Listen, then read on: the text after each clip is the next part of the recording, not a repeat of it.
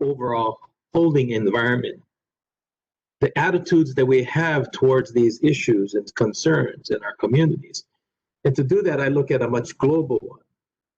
You know, in the United States, the Declaration of Independence, many, many years ago when it was written, Thomas Jefferson being one of those writers, it says, all men are created equal.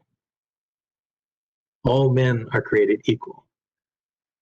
Now, many are debating this axiom, this concept that we have in our Declaration of Independence. In fact, some people said when these men wrote it, these men who wrote it, did they really only mean men?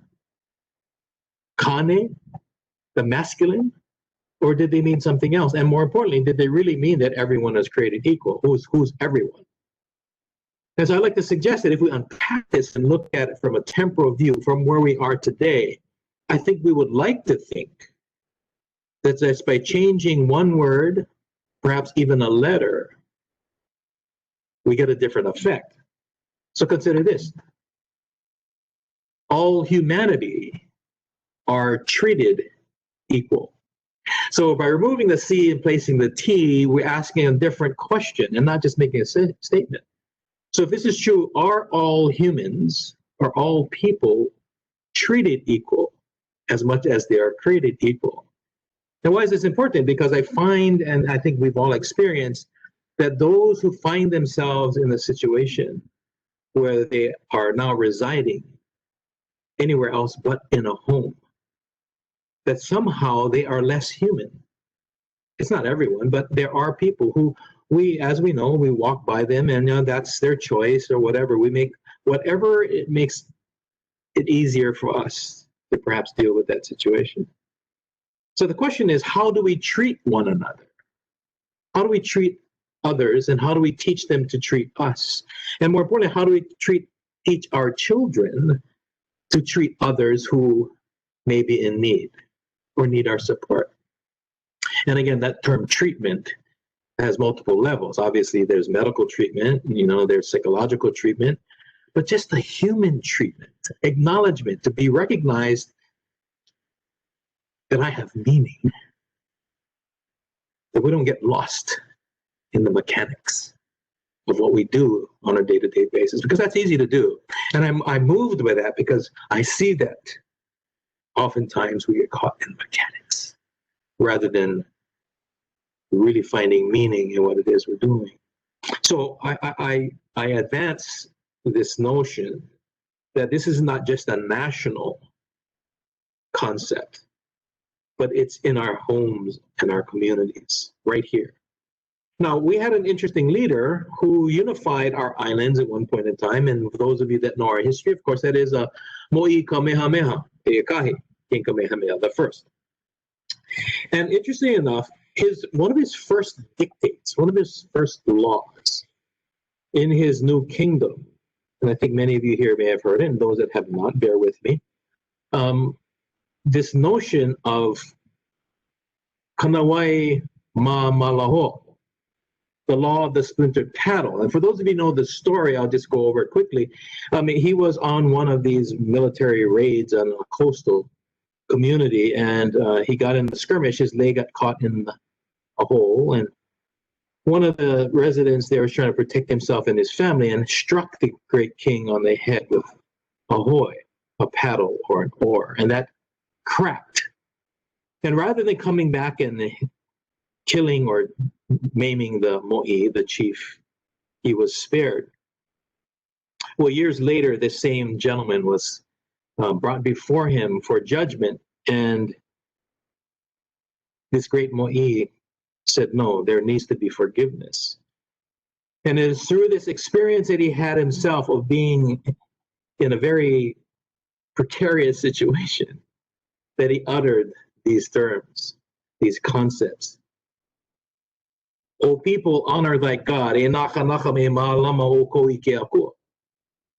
Respect alike the people, both great and humble. May everyone from the old men and women to the children be free to go forth and lie in the road without fear or harm. Alohini ame ke kama. Amoe ke ala a ohime na na e ho pilikia.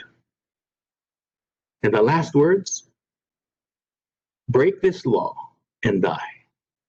Have a no, make. Why is it important?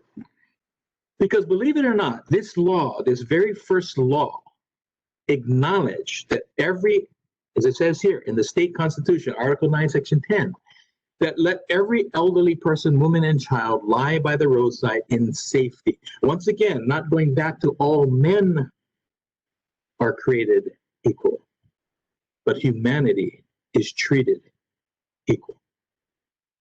And so as we apply this, then, we see that our great king understood the value and importance of having this dignity, this freedom. You have to live by certain kapu, rules and regulations, by all means. However, there is a sense of dignity that Kanawai Mamalohoi affords all of us, especially those who are in greatest need. And so I'd ask ourselves, in the implementation and in the institution of our policies and practices as we deal with those in need, are we honoring this tradition, this law, which happens to be still in our state constitution? And so these are the things that meander through my mind in the day. And I ask, how are we living up to these expectations? And more importantly, what are those values then that drive that drives our behavior, our practices, our assumptions, as well as our expectations? So what I'm going to spend a few minutes on is the core values that I believe are fundamental in Mālama. How can we care for others and life if we are not subscribing to a set of values that reinforces that? And so these core values, like the stacked stones, they are balanced. We have to find balance in that they align ourselves, and in this case, align ourselves not just with ourselves, but with everything around us and those that share these spaces with us. What are those values? What are those important guidelines in our lives? And so I subscribe to our kupuna, our ancestors' fundamental principles of thought. In this case, this concept of kalo. And for those of you who know, kalo is also the term for taro, and taro is the underlying or the basic food source for the Makamali Hawaiians of this place. It was a source of koi, of course, which is our staple food. But when you take kalo and you break it down, the principles and concepts, we find that in our Hawaiian language, our Olelo, Hawaii, that there are root words. And I would unpack kalo and find these values hidden within it. Yeah? The root to the root, if you would, or the root to the fruit. The values of Kuliana, Aloha, Laulima, and Ohana, kalo. In the same way that taro or kalo feeds us physically, I like to offer that kalo, the value set, Kuliana, Aloha, Laulima, and Ohana, feed us spiritually and mentally. After all, we are what we eat, right? And so if we take this and unpack it, bear with me for the next few minutes as we do that. So this concept of kuliana, we all hear kuliana as a term we say for responsibility. But many have taken the opportunity to fight for their kuliana, their rights, their privileges. I have a right. This is my kuliana. Well, interesting enough, kuliana is a two-way path. Two sides to every path, as Auntie Pillai would say. I should say two directions. One path, two directions. But kuliana is this notion that if you want to enjoy certain rights and privileges, then we need to live up to certain obligations and responsibilities.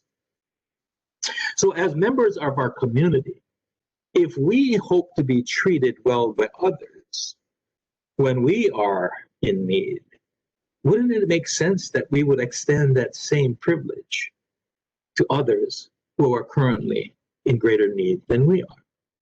And so kuliana, what is my responsibility? What is my obligation? And maybe that could be as little as not getting in the way or just making sure that my own thoughts, my own practices and behaviors are honorable and humble, right? To recognize that others, putting others before ourselves, is a sign of leadership and not a sign of weakness. It is also the sign of aloha. So Kuliana. But let me break down Kuliana even more for you, for those that may not recognize it. You know, in Hawaiian we say kauna. The kauna, the stuff that's hidden underneath. And you got to move the dirt to find the root sometimes. And so kauna, there are these different root words. And Tipulahi was very good about pulling me on this ear over here, telling me, boy, you have to understand the roots if you hope to get the benefit of the fruits. So Kuliana, first term is ku. What is ku?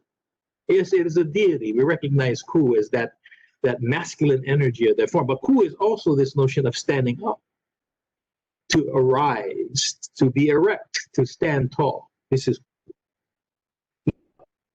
many of us here, lea lea, you know, to be happy and joyful.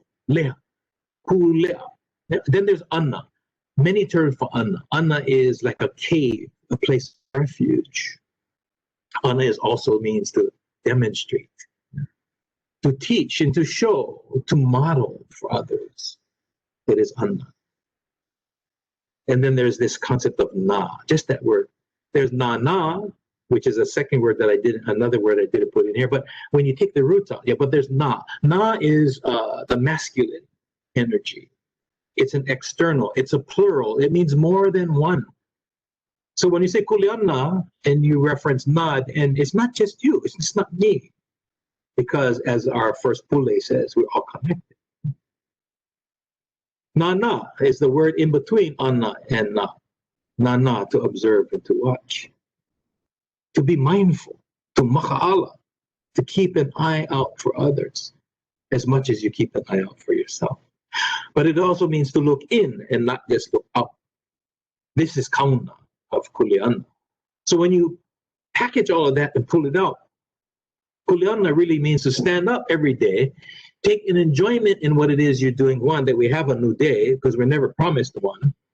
And when you have that day, demonstrate to others that you can trust me, that you're trustworthy, that you are there to not just live up to their expectations, but also to live up to our obligations and our responsibilities. This is the kauna of Kuliana.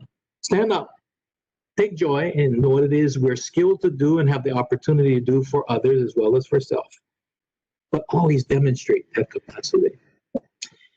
The second word in Kuliana, or not Kuliana, excuse me, Kalo, is the one we all hear and know. Aloha. What is aloha? As many of us know, aloha has become a marketing term for the aloha state. Hi, goodbye, hello, how you doing? You know, it's a greeting for many people. But unfortunately, it has become a marketing term. In fact, if you go online and you look up aloha at how many businesses there are, all kinds of businesses start off aloha. You know, aloha sushi, aloha soyu, aloha sewage. Everybody got aloha. But the question is, do they behave with aloha? This is not a feeling. I love you with my aloha. Because love is a verb as much as it is a noun. So aloha, same thing. But it is an overarching value and principle that guides all our other values and principles. Like this rainbow, the Anui Nui, that is the arch that says, hey, it could be raining, but it's going to get better, right? Even in the clouds, we're reminded there's a sun somewhere. And we have this attitude when we're dealing with those who are looking at clouds all the time. Yeah. So when you break it down even more, aloha, by definition, one definition is to be connected. Aloha. To be in the face of, to be present in the spirit of life. Ha. And where does that spirit, that breath come from? The life-giving breath of Ha. It comes from divinity, from a creative source of life and energy. So to be connected in the presence and to be in the face of the divine breath of the Creator. And is to be able to see that Creator, that energy in the other person, whether they're conscious of it or not. But for those of us who are witnesses to it, to be able to look for and to see that greater spirit in that person in front of us. And when we unite and join, even if it's just for a minute, 2 minutes, 3 minutes, maybe it's just the hour that we're together today, is to recognize that spirit, to come from that spirit, and to connect with that spirit. This is aloha. You may not like the person, but that still doesn't mean we can't treat them as a person. Oftentimes we get confused about, oh, you know, they say I'm supposed to love my enemy. How do you do that? I may not like them, but can I create a condition, a way of behaving that is an expression of this greater principle of aloha and Mālama, is the care. Because when you put these two together, aloha aku, aloha mai, that spirit leaves and a spirit that comes back. We only get what we put out. And so if you're going to extend anger, expect anger. If you extend fear, expect fear.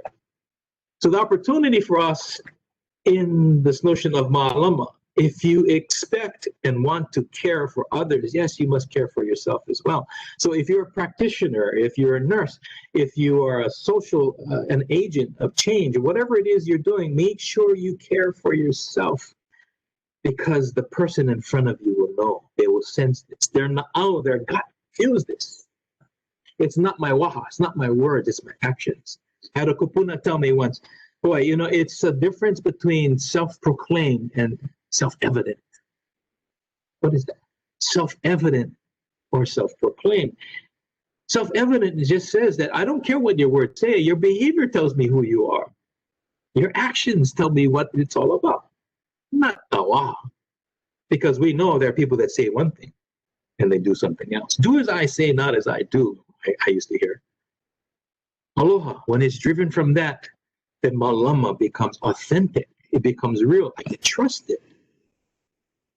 Now, when you apply Kuliana and aloha, in the absence of doing, to actually work and do and touch with my hands, that's where this next term in the Kalo acronym, Laulima and Lokahi, 2 words. Laulima, the hands come together and work. And of course, in today's COVID world, hard to touch hands. Yeah. But it's the commitment that whatever I can do to kokua and to support you, I will do, to lift you up. And Lokahi, this notion of unity. Oftentimes we get caught and say, oh yes, unity. We're all working in this together. Yeah, in fact, COVID now, we're all in this together. I'm not sure we're all in this together. Yeah.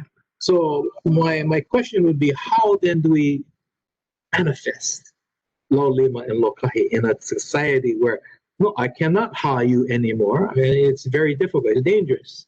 I cannot go face to face. I cannot maybe touch you. I cannot hug you because of the danger. Well, interesting enough, I think COVID-19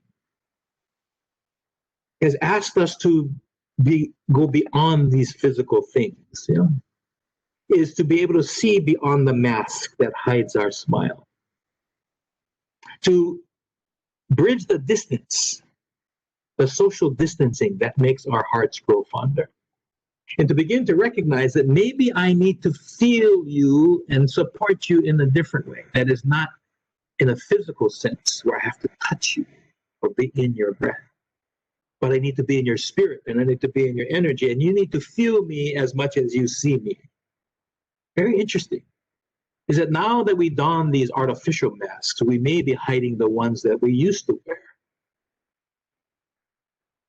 And so in applying the mask, we have to take off the mask. And now, because it's no longer the smile that I can get you all excited about or motivated, now my words and my behaviors, because that's what you can see and that's what you can feel. Laulima Lokahi. The big thing about Lokahi, though, is that Lokahi also refers to Kahi, the one. Which one? The big one, the creative one. The one group that we're all part of, the one family, the one Ohan. Yeah, in the Ohana, we all work together. So when it says lo, it's then we go back to aloha. Alo, to be connected, to be in the face of. Kahi, the one, to be one. So what we're saying is solidarity. Yeah, you and I may not agree on something, but can we at least agree to work together? Can we agree to disagree without being disagreeable? This is lokai. Yeah, we may get in the same canoe, we may want to go someplace else, but while we're in this canoe, we lokai. We work together. Because at the end of the day, lokai is being unified with the Great One, the Divine Spirit that gives all of us life, gives us all dignity, gives us opportunity to extend that to others who may not be in the same situation I am. Laulima and lokai, it's more than a handshake, right? It's more than just saying we're part of the group. It extends Kuliana and aloha in another way. This is laulima and lokai, these two L's. So finally, the last word is ohana. Most of us, not the last word, but one of the words is ohana, because like laulima and lokai, there's two words. Ohana in this case says, we say family, group, organization. But ohana too is not just a noun. Ohana is also a verb, an adverb. It describes our behavior and our relationship. When you package it, when you peel the leaves off the column, you find this. The letter O in Hawaiian, according to Antiquity, O is the foundation, it's the base. It's what we stand on. It's what we find balance in. It is O, as in O, the earth to dig. The earth, the foundational base. This is O. Now the second word is Ha, and we've already talked about that. But Ha, the life-giving breath, the spiritual essence, the element, the air between you and me, the space around us. This is our atmosphere. Now you put these two, O and Ha, together, O Ha, now that becomes the next generation. When you pull the taro plant out of the ground, there's a little bud sticking off the end, the keiki, if you would. That's the next generation. So Oha, and Hana. Hana, the term Hana. This is not Hana Maui. This is Hana, the labor, the action. It's active, it's not passive. Ohana is active, it's not passive. Hana, to labor, to work. Yeah, so when you don't Hana, you're not functioning. A family that is not working together is a dysfunctional, unworking family. So how do we get the Hana in it? You have to demonstrate Anna, as I said earlier. Anna is to labor, but to demonstrate. This is when we've got to come out of the cave, that safe place that's inside, and demonstrate to others that we truly care for them, that we truly care for them. Mālama. Care for them, their lives, and their conditions. That's demonstrative. And as I said earlier, the concept of na is plural. It also means tomorrow. We don't reside in family for yesterday as much as we're inspired and informed by yesterday, but we're there to support them tomorrow. So ohana is a futuristic term as much as it is a present term. That if we hope to see tomorrow and we hope to enjoy tomorrow, that today we must work together, right? Guided by what we learned yesterday, but clearly for the intent of getting to tomorrow. So when you unpackage ohana, what it says is the foundation of life for the next generation is rooted in labor, which demonstrates to that generation how to feed one another. And when I say feed, at multiple levels, mentally, spiritually, physically, and that includes emotionally. So this is ohana. So now you have these four words. Here's the second O. If not ohana, then this concept is oia'io. You say that to yourself, it's kind of fun. Oia'io. And interesting enough, oia'io is about truth, trustworthiness. All of these things you see on the screen that you can read faster than I can say it. But it means to be sincere. Now, interesting enough, when you look at the word aloha, there's an O in the middle. A-L-O-H-A. O, the center. That's oia'io. What does it mean? It means that in the center of aloha is trust. You have to trust. If you don't feel that trust, I hear your words, but your actions, no way. Your actions don't demonstrate your words. So oia'io is interesting enough in the English language is a palindrome. A palindrome is a word that goes forward and back. You like the word mom or dad, or Bob. These are the words that go back and forth either way. So if you look at oeio, it's oeio. Interesting enough, it's just like truth. Truth isn't only true in the front. Truth is truth in the back. When you're in the room or when you're out of the room, when you're with the person, when you're not with the person. The reality is, if it's true, it's always true. It's not conditional. Oh, today we don't have a budget, so we cannot be honest. Well, tomorrow we have the budget. Let's be honest tomorrow. Let's take care of them when we have the money. When we don't have the money. Or when I'm feeling better, I'll take care. Look, trust has got to be constant. It's always there. Why? Because it is the center of aloha. So yes, ohana is important, but ohana only works if there's oeio, there's trust. So I'm hoping that in unpackaging this concept of kalo, we begin to recognize that we're not just talking about things, but we're also talking about spirit, an emotion, a feeling that is then demonstrated through our behavior. So I'm going to revisit the word ha again before we close this out by saying, remember, ha, the first word in Hawaii, refers to the life-giving breath. We all come to this island called Earth with ha. If you don't have it, you can't ride. You got to get off the island. Life-giving breath, it comes from only one source. And therefore, as a result and a beneficiary of that source, of that life energy, I have an obligation to care for that breath. That ha, it is a spirit and essence of who we are and what spaces we share and how we Mālama one another. It is the spirit that creates and fills the atmosphere, the air between us. It's what connects us all. And I say that COVID has really demonstrated that truth. Right now, there are people who say, let us find common ground. Well, surprise, the common ground is the Aina. The common ground is the planet. We're all standing on the common ground. And yet, we draw lines. They're called borders. They're called boundaries. They're called jurisdictions, gerrymandering. So the common ground isn't so common. In fact, we've separated it from, that's your ground, this is my ground, that's that country, this is my country. So as common as it is, we still find ways of separating. But COVID has demonstrated that what connects us is ha, is breath, oxygen. And even in that process, it now is potentially a risk. So we now wear masks, not just for ourselves, but to protect the other person. That's Mālama. Mālama is wearing your mask until we don't have to. Yeah. So when we look at this, in reality, ha is the thing that connects us. Why? Because all of us need it. I don't care who you are. If you're going to live on this Aina, on this Aina, this state, this place called Hawaii, or on this island called Earth, you can share ha with somebody.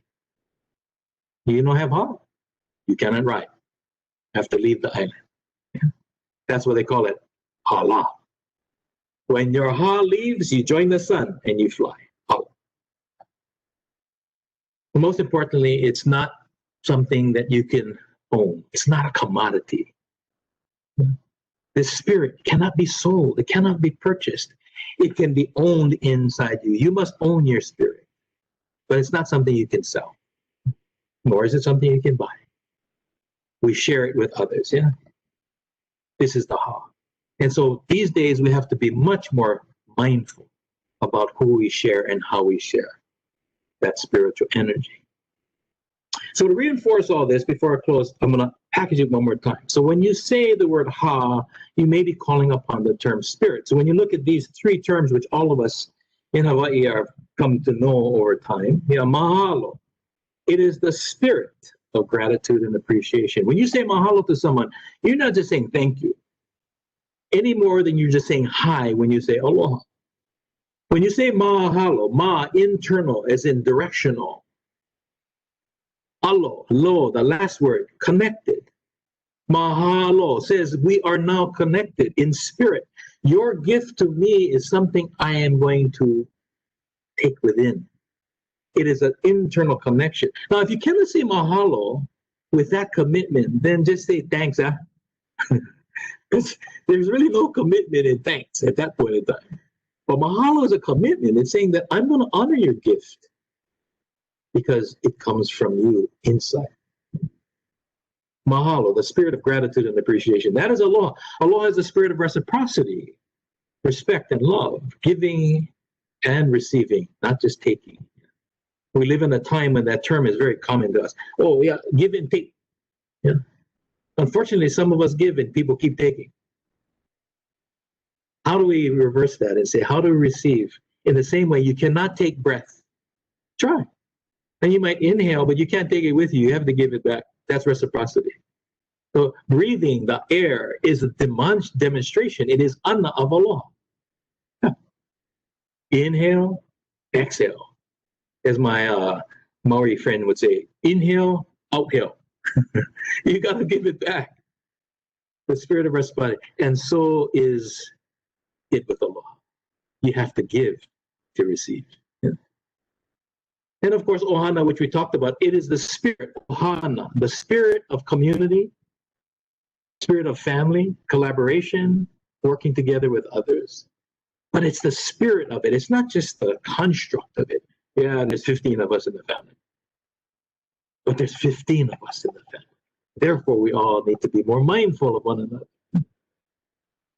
So when you take these three words, mahalo, aloha, and ohana, the spirit of gratitude, the spirit of love and respect, and the spirit of community collaboration, and you combine all these words together, guess what? You get this other word. It's called mahalohana. Mahalohana that expresses the fact that I am grateful for those that I get to work with on a day-to-day basis, moment by moment, minute by minute. I am grateful for the spirit of reciprocity, of giving and receiving, of caring for others as they care for me, right? That we can work together as a family to feed one another and those in the future by our behaviors and our commitments and our values today. Mahalohana. And so when you take mahalohana now, this is interesting how our Olelo Hawaii works, yeah? You take the front end and the back end of mahalohana, and it starts with ma, and it ends with na. How appropriate. Ma and na. Mana. Mana. The energizing force, the life spiritual force and power and energy that's in all of us, that comes from every breath we take and is extended with every word and every action we demonstrate. Mana. And so in a world where we're currently worried about the money, may I suggest that in the absence of money, there is always mana. So rather than worrying about monetizing, maybe we need to monetize. And as we monetize ourselves and others, we can then demonstrate truly what Mālama Ola is: to care for, to nurture, to protect, and preserve for life. Others' lives, as well as our own. The atmosphere that feeds us, that breathes us, and waters us. For these are the things that make up Hawaii. Ha, the air; vai, the water; I, the spirit.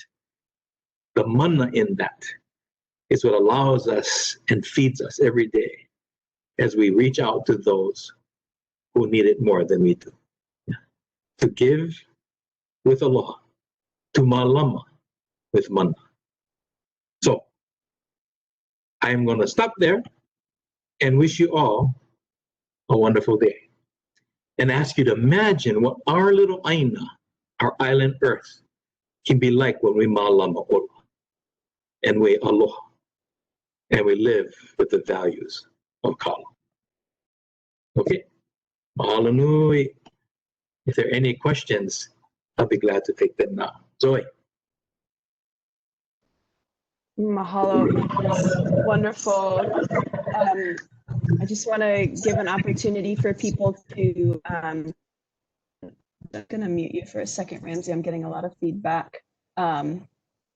just an opportunity for people to add their questions for Kumu, if you have any. I encourage you to use the Q&A box rather than the chat, just so we make sure we get them all. Before I go into any questions, though, just some kind of logistical questions. Kumu, are we able to have access to the slides? And I see you have your contact information there. That was one of the other logistic questions. Hi, Hikido. I'll make sure. These are in PDF format already, so I'll send it to you, and then people can share it as need be. And I'm not sure if you'll probably just post it or something. Is that how it usually works? I think so, yeah. I'll check with Mark and Berta, but I believe we should be able to distribute it. Okay, Micah. Okay. So if you have questions, go ahead and add them to the Q&A box. While you are doing that, though, I will ask a question that I have, which is related to staff burnout. So I think that a lot of us in this field spend a lot of time caring for others. And especially right now in COVID, we're all feeling pretty exhausted. So can you maybe talk about how we can care for ourselves, maybe a bit on Ho'oponopono? Just wondering if you could share about that. Yeah, absolutely. Well, I'll start with Ho'oponopono. Ho'oponopono, again, not so much the practice, but the attitude, right? And Ho'oponopono, loosely defined, could be just making things right, putting things in proper order. And so as we are motivated to reach out to others and or even obligated because that happens to be our profession, we still need to Ho'oponopono each day before we go out and make sure that I am right before I go help somebody else.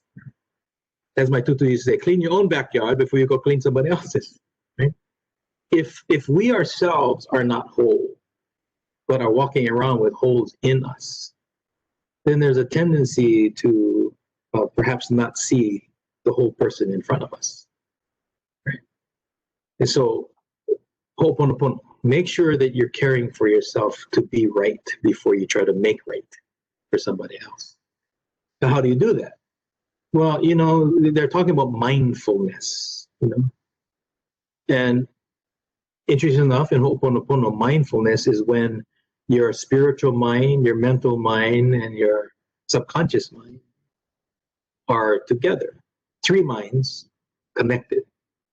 That means you're mindful. But when you're distracted by some mental distraction or an emotional distraction or a physical one, then you become mindless. And so Ho'oponopono is to align oneself, to be mindful, to be present. And not just for the minute, but fully present. And that requires active listening, etc. So sometimes it's sitting down, and people say meditation or prayer or some method to listen to yourself. Because all too much, those of us who are in service of others tend to think that we're not doing it unless we're talking, unless we're doing or we're putting out. Well, sometimes just being quiet, just listening can be the help that somebody needs. And so maybe it's reframing and redefining what our expectations are from others as much as from ourselves. So I'm not giving you active things to do, but more internal things to do, because this is an internal challenge. So create a space for oneself where you can retreat to, your anna, your cave that you can go to so that you can take a moment to breathe. Take a breath, slow down. Because one of the other definitions of haole or haole is out of breath or lacking breath. And it's not a color of one's skin, but it's the attitude of how we live our lives. And so when we haole, that means I'm running around all the place, right? Out of breath. But what it says, I'm out of spirit. And as you said, become very depleted. So keep in mind that at some point in time when my behavior just becomes rote, I'm just checking off the box, I'm just saying the words I was told to, that the spirit, the ha is ole, haole, no spirit. And so the person in front of me knows and feels this. So we need to rebuild spirit. Go back to your anna, your cave, your room, your desk, whatever it is. Find a way to reconnect back to that spirit. Yeah. Whether it's going to the ocean, going to the forest, or just going to your cave. And sometimes the pu'uhonua, the place of refuge and safety for that, is a person.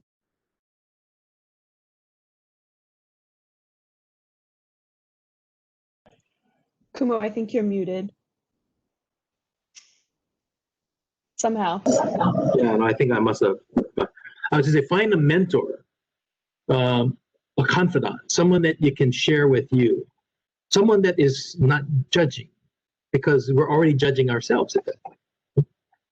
So sometimes it's finding that other person who can, as we try to do, listen for others. Because interesting enough, their mana can become our mana. In the same way that hau mana is the recipient of the kumu, right? Who passes on their knowledge, their skill, and their aloha to the next child. How? By chewing on it and passing it on to the next child. Hau mana. So I think it's being open to know that, yeah, I may know some things, but I don't know all things. And sometimes there's someone else that can kokua.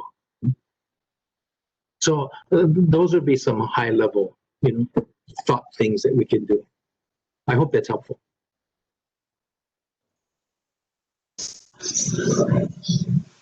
I'm just going to go in the order that I received the questions. Sure.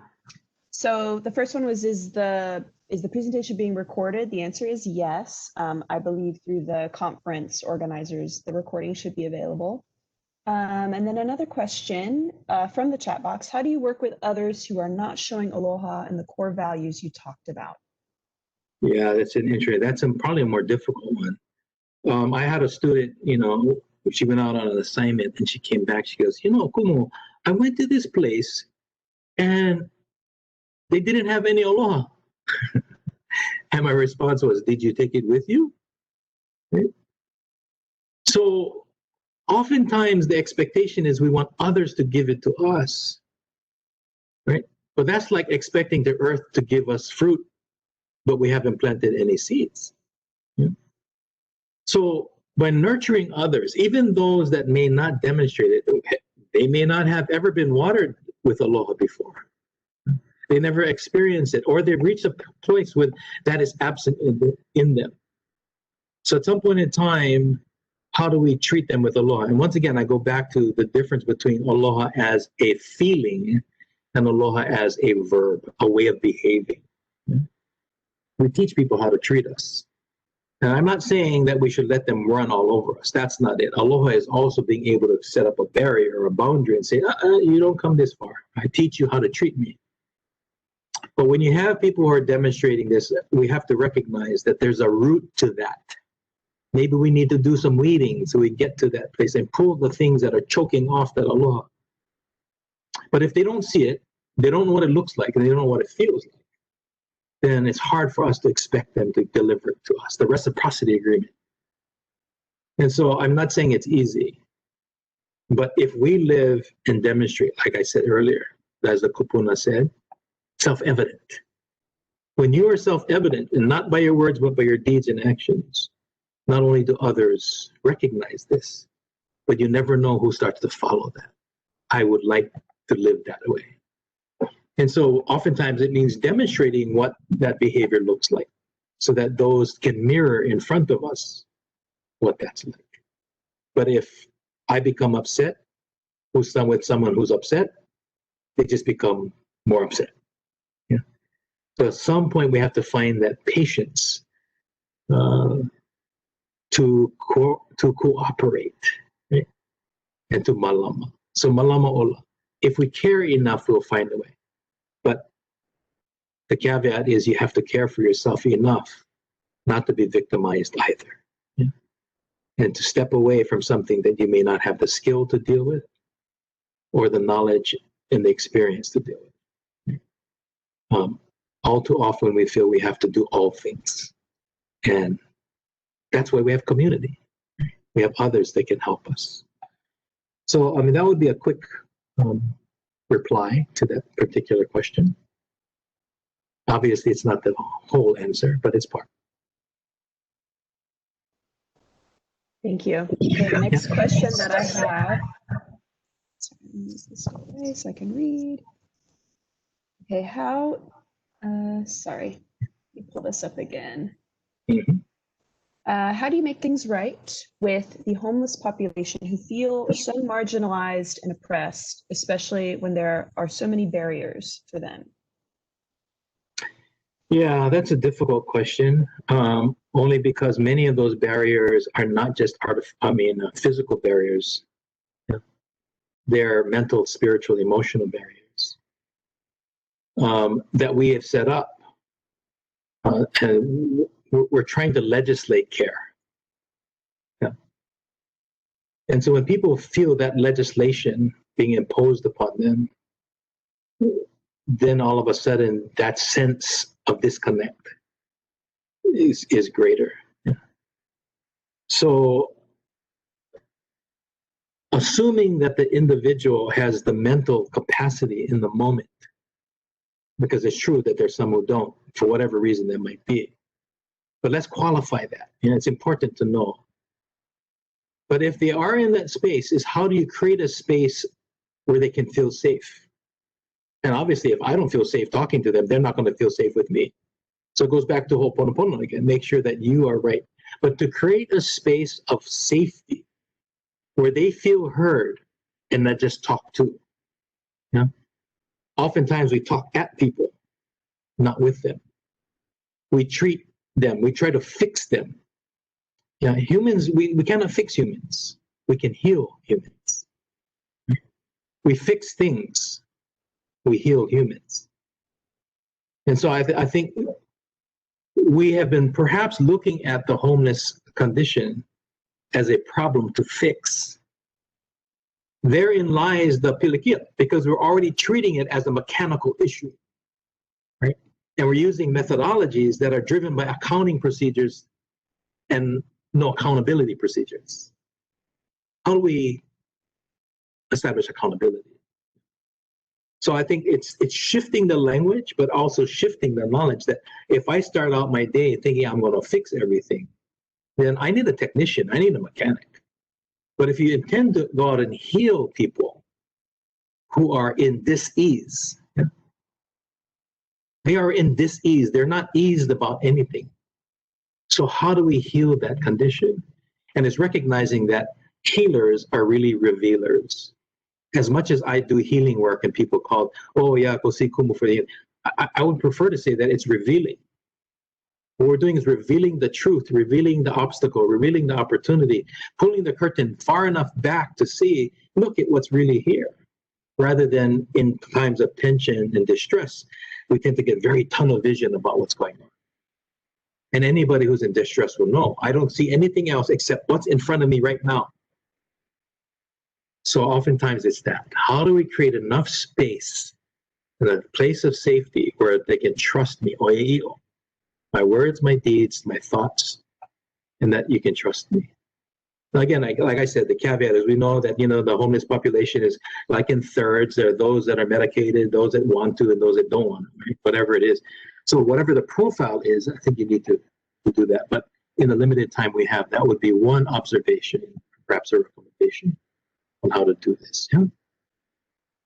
Thank you, Zoe. Thank you. I always like to be reminded that our job is to not to fix, but to heal. I think that's important. Another question, Kumu, is do you do staff trainings?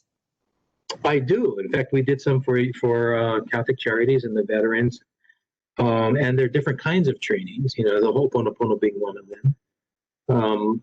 But there's also leadership, and then there's just these values training. But I'd like to say they're experiences rather than trainings. And for me, they need to be connected to something greater. They're not one-offs. Me coming to talk to a group and giving them nice words doesn't mean that behavior shifts. So I'd like to suggest they're experiences, because what we're trying to shift in training is behavior, practice, activity. And oftentimes it starts with the way we think and what our beliefs are. So I do those kinds of experiences where we begin to explore the roots of our biases and our aspirations. So yeah, they're varied, but I do, and I can do that. I do that through the Life Enhancement Institute. But I also do some of that with a new program that I'm now directing and guiding at Hawaii Pacific University. That's called the Pacific Islands Leadership Institute, or PILI. And the purpose there is to work with leaders at all levels, not just those on Bishop Street, but anyone who's responsible for a family, a team, an organization, a community, the community leaders.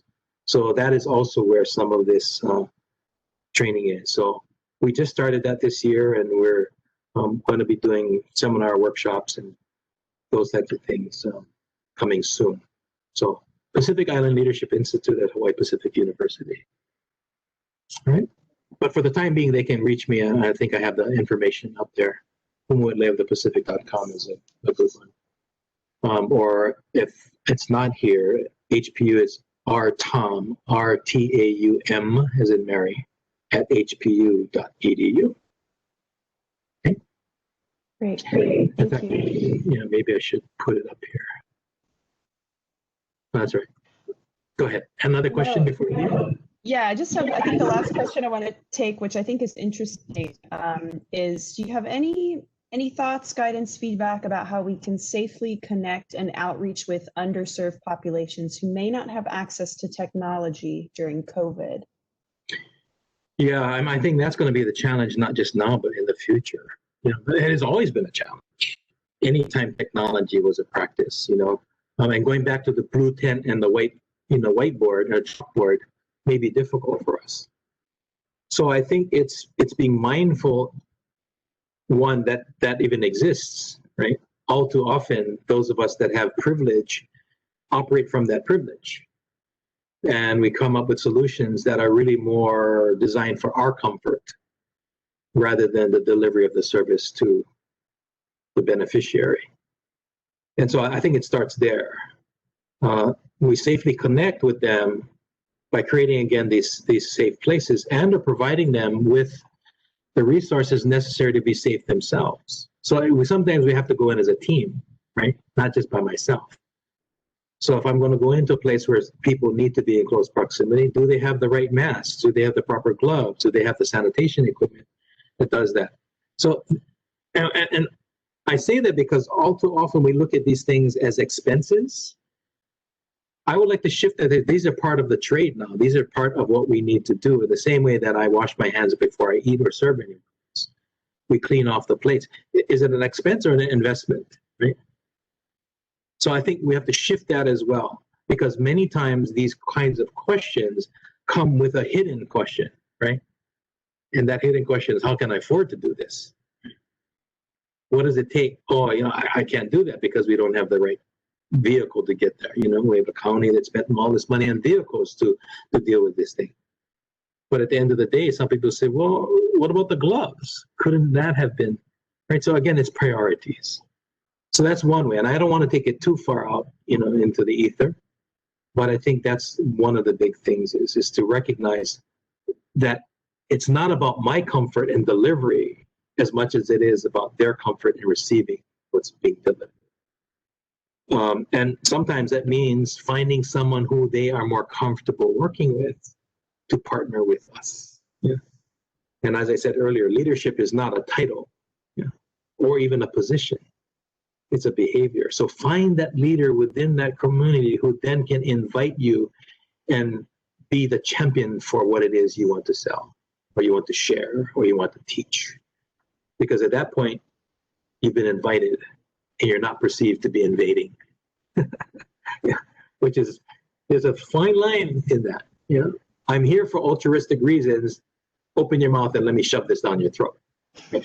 So demeanor has a lot to do with it as well. Unfortunately, in times like this, a lot of us just get meaner. Right?